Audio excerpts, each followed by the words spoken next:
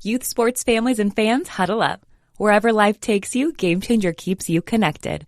Stream games live in full HD when you can't be there. Get play-by-play updates right on your phone.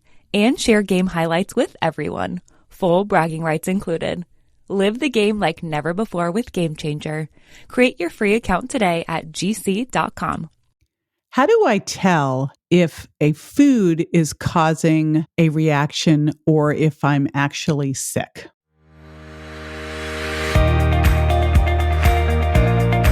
This is JJ Virgin, 4-time New York Times bestselling author, celebrity nutrition expert, and fitness Hall of Famer.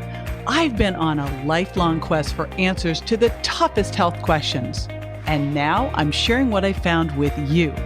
Welcome to Ask the Health Expert. Joanne from Facebook asks, I'm fighting a cold now while in the middle of doing the Virgin Diet Challenge. How do I tell if the gluten and dairy, etc., are causing a reaction as opposed to the normal cold symptoms? In the past, I've gotten a sore throat or weight gain as a reaction, but now I already have the sore throat. How do I tell? All right, Joanne, this is a little complicated. I'll be right back to walk you through it.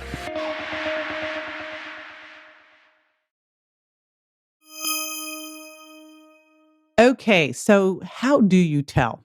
That is a little bit complicated. And what I would tell you is don't go challenging when you can't keep all the variables straight. So if you don't feel well, this is a good time to just stay on the Virgin Diet, because if you're eating foods that you're intolerant to, remember, you create an immune response and low-grade inflammation. I can say that word, inflammation.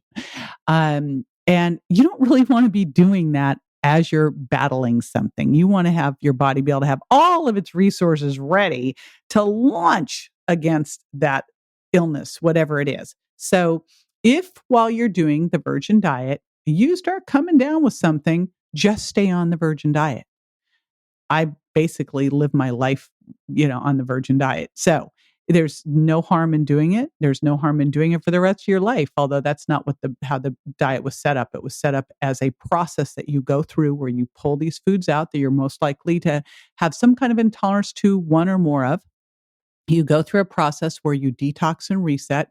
At the end of that process, and by the way, that process minimally is 3 weeks, but you can take it out to 6 weeks, 8 weeks, 3 months. Okay. At the end of that, when you're feeling good, so you have a great baseline, then go back and re-challenge one by one those foods.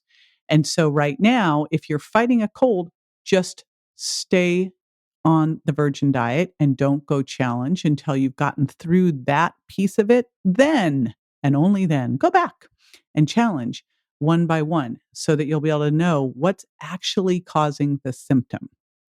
There you go. That was a great question, and actually one I've never been asked before. So I really appreciate you asking that. And again, it really states the difference. If I wrote the Virgin Diet again, which one day maybe I'll write Virgin Diet 2.0, it would be you want to pull those 7 most high offenders that we most tend to have intolerance to out for at least 3 weeks, but you can keep going, and you really want to keep going until you've gotten to where you want to be and you feel great.